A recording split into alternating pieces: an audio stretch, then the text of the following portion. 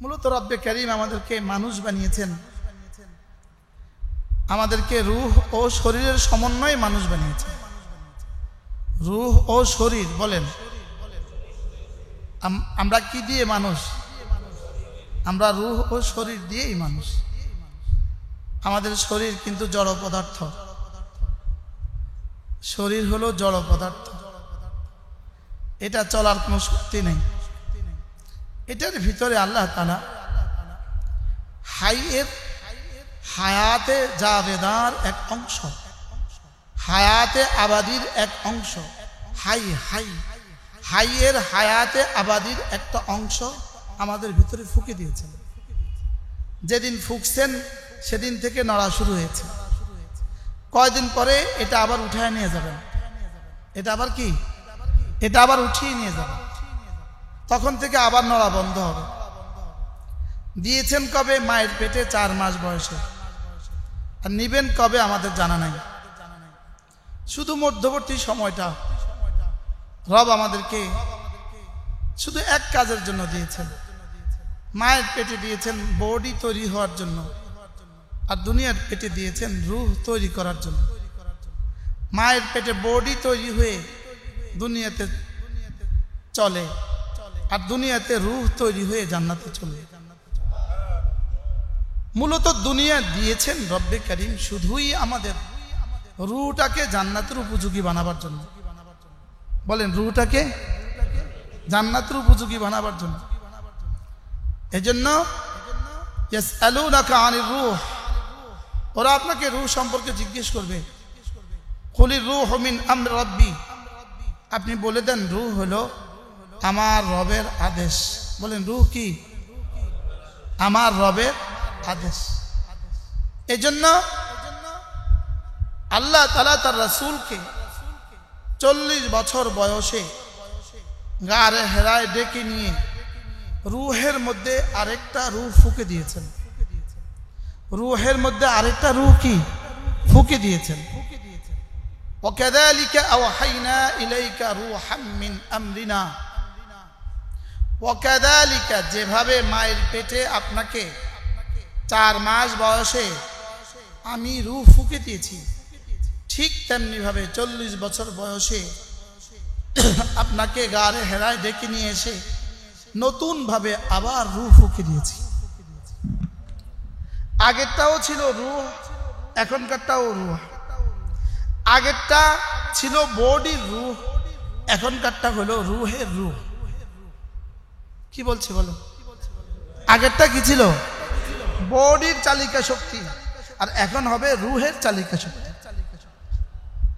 আগেরটা দিয়ে বডি সচল হয়েছে, এখনকারটা দিয়ে রূহ সচল হবে। এতদিন ছিলেন আপনি মুহাম্মদ, শুধু মুহাম্মদ ইবনু আব্দুল্লাহ, আব্দুল্লাহর বেটা মুহাম্মদ। লেকিন ইকরা শব্দ দিয়ে রূহ ফুঁকে দেওয়ার সঙ্গে সঙ্গে হয়ে গেলেন রাসূলুল্লাহ। এতদিন আপনাকে নাম ধরে ডাকতো ইয়া মুহাম্মদ, এখন আমি বলে দিলাম খবরদার তাকে আর কেউ কাজাহারে বাদিকুম বাদা, না না, এখন আর ডাকা যাবে না, এখন আর তার উপরে কথা বলা যাবে না, এখন আর তার সামনে চলা যাবে না, এখন তার আওয়াজের উপরে আওয়াজ বুলন্দ করা যাবে না, এখন তার নাম শোনার সঙ্গে সঙ্গে সাল্লাল্লাহু আলাইহি সাল্লাম পড়তে হবে তোমাদের। তো এতদিন কি ছিল? বডি আর রূহ। বলেন, এতদিন কি ছিল? এখন কি হয়েছে? এখন রূহের রূহওয়ালা হয়েছে। আমাদের বাচ্চারা 6 বছর পর্যন্ত যখন গ্রামে ঘুরে, 7 বছর পর্যন্ত যখন গ্রামে ঘুরে, তো এদের শরীর আর রূহ ছিল। আর এরা যেদিন মাদ্রাসায় ভর্তি হয়ে গেল, এদিন থেকে রূহের রূহ সংযোজন শুরু হয়ে গেছে। তাহলে এখানে আমাদের এই প্রতিষ্ঠানে মানুষের হৃদয়ে কি ফুঁকে দেওয়া হয়? বলেন, রূহের রূহ ফুঁকে দেওয়া হয়। রূহের রূহ ফুঁকে দেওয়া হয়। রূহের রূহ ফুঁকে দিলে ওই রূহটা জান্নাতের উপযুক্ত হয়। আর রূহে যদি রূহ ফুঁকা না হয়, ওই রূহ মাটি জাহান্নামের উপযুক্ত হয়। কুল্লু নাফসিন যায়িকাতুল মাউত, রূহওয়ালারা হর রূহওয়ালা মরবে, তবে যে রূহের মধ্যে রূহ ফুঁকে দেওয়া আছে এই রূহওয়ালার কবর হবে জান্নাতের টুকরা। আর যে রূহের মধ্যে রূহ ফুঁকে দেওয়া নাই এই রুহওয়ালার কবর হবে জাহান্নামের ঘাটি। কবর কবর দুই কবর, বলেন কবর কবর কয় কবর? এক কবর হলো কি জান্নাতের টুকরো, আরেক কবর কি জাহান্নামের ঘাটি। কার কবর? জাহান্নামের ঘাটি। যার রুহে কি নাই? রুহ নাই। যার রুহে রুহ নাই। আর কার কবর? জান্নাতের টুকরো। যার রুহে কি আছে বলেন? যার রুহে রুহ আছে। এজন্য যার রুহে রুহ নাই এটাকে রব্বে কারীম মানুষ বলে না, এটাকে রব মানুষ বলে না, এটাকে রব কি বলে না বলেন? আচ্ছা, বানানেওয়ালা যদি মানুষ না বলে তো কে এটাকে মানুষ বললে মানুষ হবে?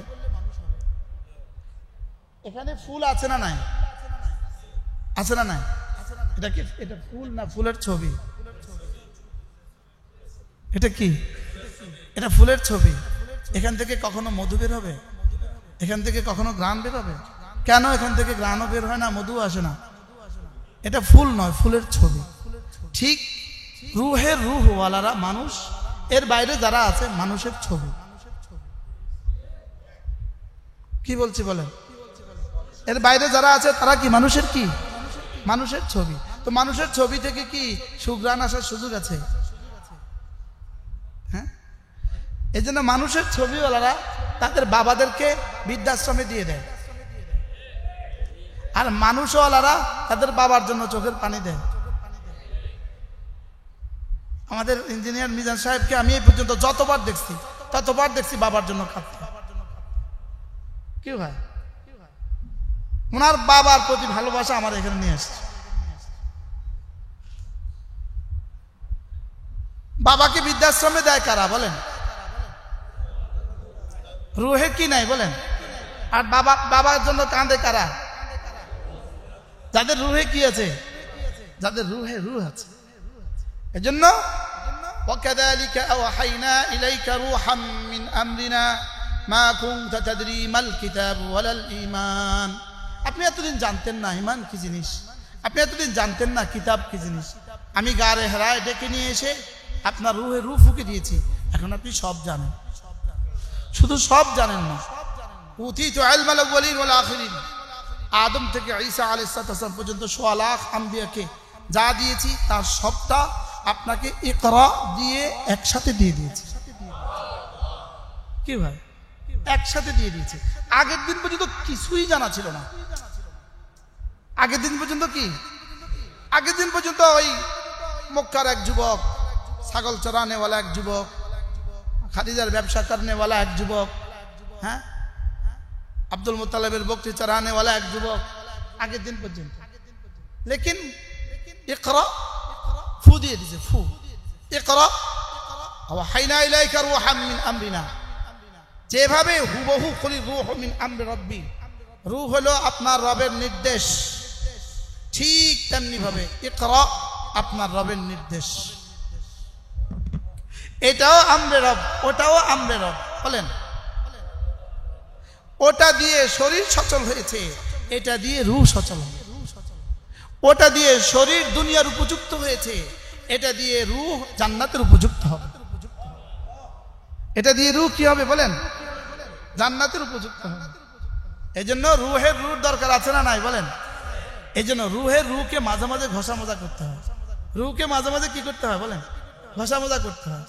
আপনি আপেলের দোকানদারকে দেখবেন, ও একটা ন্যাকড়া নিয়ে 24 ঘন্টা যতক্ষণ হুঁশ থাকে ততক্ষণ আপেল মোছে। মোছে না? মোছে না।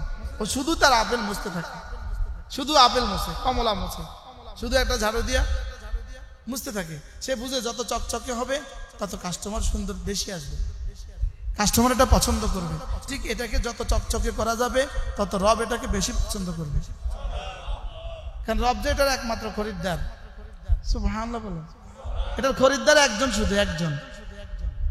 এটার খরিদ্দার কয়জন বলেন? এটা খরিদ্দার শুধু একজন।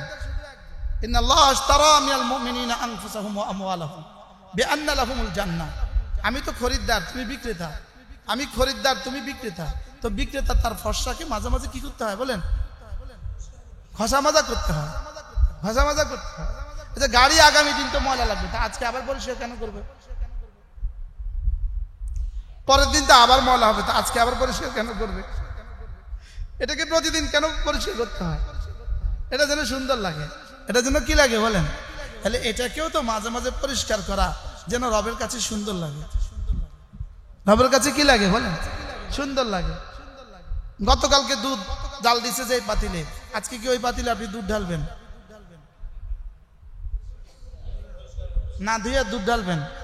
তো দুধে না ছিল, দুধে না রান্না করছে, আজকে আবার পরিষ্কার করতে হবে কেন? আগামীকালকে কি আবার পরিষ্কার করবেন? কথা বলে না, না আগেটার মধ্যে ঢেলে দিবেন? তাহলে বোঝা গেছে এটা পরিষ্কার করতে হয়। এটা কি করতে হয় বলেন? এটা পরিষ্কার করতে হয়। আজীব বিষয় হলো চুল পরিষ্কার করতে হয় কিন্তু শ্যাম্পু দিয়ে, চেহারা কিন্তু কেউ শ্যাম্পু দেয় না। চেহারা পরিষ্কার করতে হয় ফেস ওয়াশ দিয়ে। এবার কিন্তু দাঁতে কেউ শ্যাম্পু ফেস ওয়াশ লাগায় না, এটার জন্য কিন্তু পেস্ট লাগে। এবার শ্যাম্পু, ফেস ওয়াশ, পেস্ট, এই তিনটার একটাও হ্যান্ড ওয়াশে ইস্তেমাল করে না। হ্যান্ড আইসা আরেকটা হয়ে গেছে বলেন। এবার বডিতে আইসা বডির সাবান হয়ে গেছে, কিন্তু এবার কাপড়ে আইসা আরেকটা হয়ে গেছে। এবার গাড়ির ইঞ্জিনে আইসা, এগুলো কোনটা দিয়ে এবার গাড়ির ইঞ্জিন পরিষ্কার করেন? একটাও না, এবার ওখানে আরেকটা লাগে। এবার আপনার গ্লাসটা, এবার মিস্টার বুশ লাগে, আরেকটা আছে নাম মিস্টার বুশ। এবার টাইলসটা, এবার টাইলস ক্লিনার লাগে। আজীব বিষয় না? সব যদি আলাদা আলাদা লাগে তা আপনার হৃদয়টা কোথায়? হ্যাঁ কি ভাই? তাহলে হৃদয়ের তো পরিষ্কার করার একটা যন্ত্র লাগে, বলেন লাগে কিনা? লাগে না? এটা কই? এটা ইস্তেমাল কবে করলাম? কি ভাই এটা ইস্তেমাল কবে করলাম?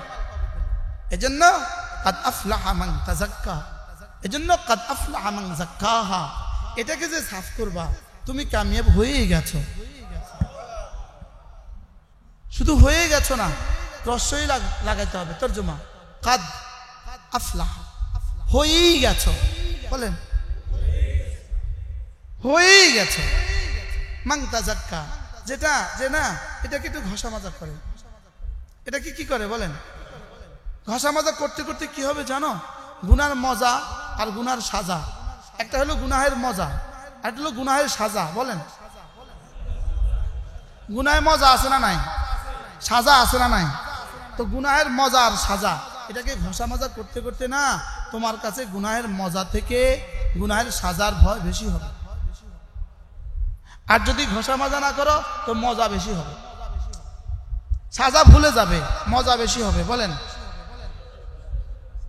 আচ্ছা গরু যে আরেকজনের খেতে ধান খায়, মজা না সাজা? মজা। সে মজা আরেকজনের খেতে কি খায়? সে কি জানে তারে কতক্ষণ পরে ফিডাটা কেমন দিব? হ্যাঁ জানে না, সেটা জানে না। গরুর কাছে গুনার মজা আছে, সাজা নাই। বলেন এবার বলেন তো ফেরেশতার কাছে গুনার মজা আছে কি আছে? শুধু ফেরেশতা শুধু বুঝে গুনাহ করলেই সাজা, সাজা তার চোখের সামনে। বলেন ফেরেশতার সামনে কি সাজা, আর গরুর সামনে শুধু কি, কুকুরের সামনে শুধু কি, পিয়ালের সামনে শুধু কি, এবার জানোয়ারের সামনে শুধু মজা, ফেরেশতাদের সামনে শুধু সাজা। আর মুমিনিন কে হবে? তোমার সামনে মজাও আছে সাজাও আছে, তুমি সাজার কথা মনে করে করে মজা ছেড়ে দিবে। কি হয়? এজন্য কোটি কোটি ফেরেশতা জীবনে কখনো গুনাহ করে না, তারপরেও ফেরেশতা জান্নাতে যাবে না, কোনো ফেরেশতা জান্নাতে যাবে না। আর কোটি কোটি গরু জীবনে কোনো নেকি করে নাই, জীবনে কোনো গুনাহ ছাড়া তার আর কোনো কাম নাই। বলে কুকুরের গুনাহ ছাড়া কোনো কাম নাই, লেকিন কোনো কুকুর আর কোনো বিড়াল জীবনে কখনো জাহান্নামে যাবে না। এত গুনাহ করে জাহান্নামে যাবে না, ওরা ফেরেশতা এত নেকি করে জান্নাতে যাবে না। এখানে একটা পয়েন্ট না বললে আপনারা পরে ভুল বুঝবেন। ফেরেশতা জান্নাতে যাবে, আমাদের খাদেম হিসাবে যাবে। বলেন ফেরেশতা কোথায় যাবে? কি হিসাবে? তো বিয়ে বাড়িতে দুলার সাথে যে ড্রাইভার গেছে, ড্রাইভারের শ্বশুর বাড়িতে গেছে। ড্রাইভার কোথায় গেছে? ড্রাইভার বুঝ বলে আমি শ্বশুর বাড়িতে গেছি। ড্রাইভার কি কয়? আমি অমুকের ড্রাইভার হিসাবে তার শ্বশুর বাড়িতে গিয়েছে। জিবরিল বলবে আমি জান্নাতীদের খেদমতের জন্য জান্নাতে গিয়েছি। ফেরেশতারা কি বলবে বলেন? এক একজনের জন্য কোটি কোটি ফেরেশতা খাদেম ঠিক করে দেবে।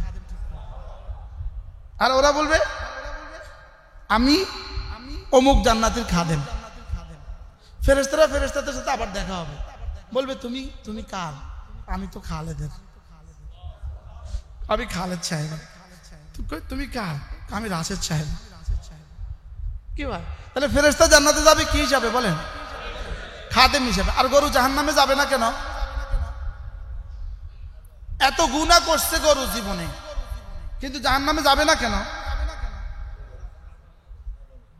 সে মজা বুঝছে, সাজা বুঝার যোগ্যতা তাকে দেয় নাই। সাজা বুঝার যোগ্যতা তাকে কি করে নাই বলেন? দেয় নাই। আর ফেরেশতাকে সাজা বুঝার যোগ্যতা দিছে, মজা বুঝার যোগ্যতা তাকে কি? কোন ফেরেশতা জানে না জেনার মজা কত। যদি ফেরেশতা জানতো ফেসবুকের মজা কত, তো ফেরেশতা একটা বড় মোবাইল কিনতো। ফেরেশতার কাছে একটা বড় মোবাইল থাকতো, ফেরেশতাও এটার মধ্যে ডুব দিত। কিন্তু আল্লাহ ছাড়াইছে, আল্লাহ ফেরেশতার এই মজার যোগ্যতা দেয় নাই। কি বলছি বলেন? আমি একবার জিনের জিজ্ঞাসা করছি তোমরা কি মোবাইল ইউজ করো? বুঝো আমরা মোবাইল ইউজ করি। আগে তোমরা মোবাইল কিনো কোথায়? আমরা বাজার থেকে মোবাইল কিনি। আমি একবার একজন জিজ্ঞেস করছি কার সাথে কথা কও? আমার সাথে কথা বলতেছে। আমি যাত্রাবাড়ি শাহের সাথে কথা বলি আর আপনার সাথে কথা বলি। বাহরাল, যদি ফেরেশতার কিসের যোগ্যতা দিত? ফেসবুকের যোগ্যতা দিত। বাজারে আম গাছে আমরা মোবাইল পাইতাম না, সব ফেরেশতা কিনে লয়ে যেত। ফেরেশতাকে আল্লাহ তাআলা গুনাহের সাজার যোগ্যতা দিয়েছেন, গুনাহ করার মজার যোগ্যতাই দেন নাই। আর কোন জানোয়ারকে আল্লাহ তাআলা সাজা বুঝার যোগ্যতা দেন নাই, শুধুই মজা বুঝার যোগ্যতা দিয়েছে। এই জন্য যেহেতু একটা আছে একটা নাই, ফেরেশতার কি নাই? জান্নাত নাই। আর গরু আর ছাগলের কি নাই? জাহান্নাম নাই। তাহলে জান্নাত কার জন্য আর জাহান্নাম কার জন্য? বলে যাকে আমি দুটোটা যোগ্যতা দিয়েছি। এই জন্য আমাদের অলিপুরি দামাত বারাকাতুম বলেন ফাআলহামাহা ফুজুরাহা ওয়া তাকওয়াহা। এর তরজমা হযরত বলেন আমি তোমাকে দুটো যোগ্যতা দিয়েছি, উল্টা আর ভাড্ডা দুই যোগ্যতা আমি তোমাকে দিয়েছি। কয় যোগ্যতা দিয়েছে? আমাদেরকে কয়টা যোগ্যতা দিয়েছে? তবে মজার খবর হলো ফাআলহামাহা ফুজুরাহা ওয়া তাকওয়াহা। আগে বলে নাই ফাআলহামাহা তাকওয়াহা ওয়া ফুজুরাহা, আমি আগে তাকওয়ার যোগ্যতা দিয়েছি পরে তোমাকে ফুজুরের যোগ্যতা দিয়েছি, এটা বলে নাই। বলে আমি তোমাকে আগে গুনাহের যোগ্যতা দিয়েছি পরে গুনাহ থেকে বাঁচার যোগ্যতা দিয়েছি। আগে কি দিছে? আচ্ছা, গুনাহ করতে করতে কোন কোন প্রশিক্ষণ লাগে? জোরে বলেন। কোনো স্কুলে পড়ে নাই, কোনো মাদ্রাসায় পড়ে নাই, কোথাও সে যায় নাই। 20 বছরের যুবক গুনাহ করতে পারে কিনা? কোথায় শিখলো সে? কে তারে গুনাহ শিখেছে? না, কেউ শিখাইতে হয় না। ফাআলহামাহা ফুজুরাহা, এই মাটির সাথে আল্লাহ গুনাহের জজবা, গুনাহের যোগ্যতা দিয়েই বানাইছে। এটা বানাবার সাথে গুনাহের মিষ্টিটা ঢেলে দিছে। আমাদের মাটির যখন খামির বানায়, ওই যে পাউরুটির খামির বানায়, কলার সব একসাথে দিয়ে দেয় কিনা বলেন? একটু ডিম একটু কলা সব একসাথে দিয়ে দেয় না?